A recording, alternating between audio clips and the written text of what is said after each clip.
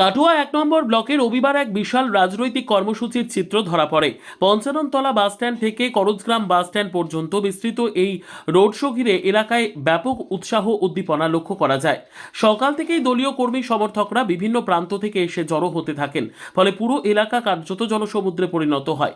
এই রোড শোয়ে নেতৃত্ব দেন ছবারের বিধায়ক তথা সপ্তমবারের জন্য তৃণমূল কংগ্রেসের প্রার্থী রবীন্দ্রনাথ চট্টোপাধ্যায়। তার আগমনের পর থেকেই কর্মী সমর্থকদের মধ্যে বাড়তি উদ্দীপনা দেখা যায়। দলীয় পতাকা, ব্যানার, ঢাকঢোল ও স্লোগানে পুরো পথ জুড়ে এক উৎসব মুখর পরিবেশ তৈরি হয়। রাস্তার দুপাশে সাধারণ মানুষও দাঁড়িয়ে রোড শো প্রত্যক্ষ করেন এবং অনেকেই হাত নেড়ে অভিবাদন জানান। রোড শো চলাকালীন বিধায়ক রবীন্দ্রনাথ চট্টোপাধ্যায় বিভিন্ন স্থানে সাধারণ মানুষের সঙ্গে কথা বলেন।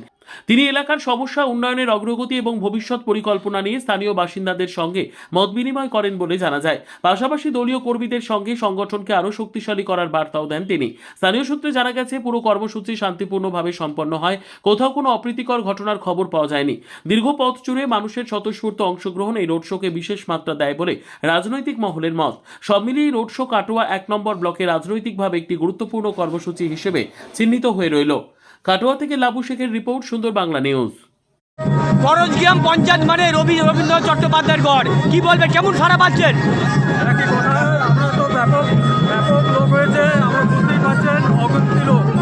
আর যখন ডাকি তখন পাই, দুই চারি দিকে আবার চাই, সবার হয়েছে, সরকারে আবার চাই। গোটা কাটোয়া ১ নম্বর ব্লকের কেমন সাড়া?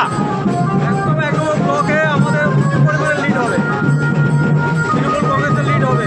কোন কোন বিষয়গুলো নিয়ে মানুষের কাছে যাচ্ছেন? কোন কোন বিষয়গুলো নিয়ে মানুষের কাছে যাচ্ছেন? আমরা যাচ্ছি মমতা ব্যানার্জি দীর্ঘ ১৫ বছরের উন্নয়ন, সেই সঙ্গে গ্রামের মানুষকে সুশৃঙ্খলভাবে রাখবো, আইনের দিক দিয়ে যেন সুরক্ষা মানুষ থাকে। প্রত্যেকবার বিধানসভা নির্বাচনে করজগ্রাম অঞ্চলে ভালো মার্জিনে লিড পায়, এই বছর কেমন লিড পাবে? এবছর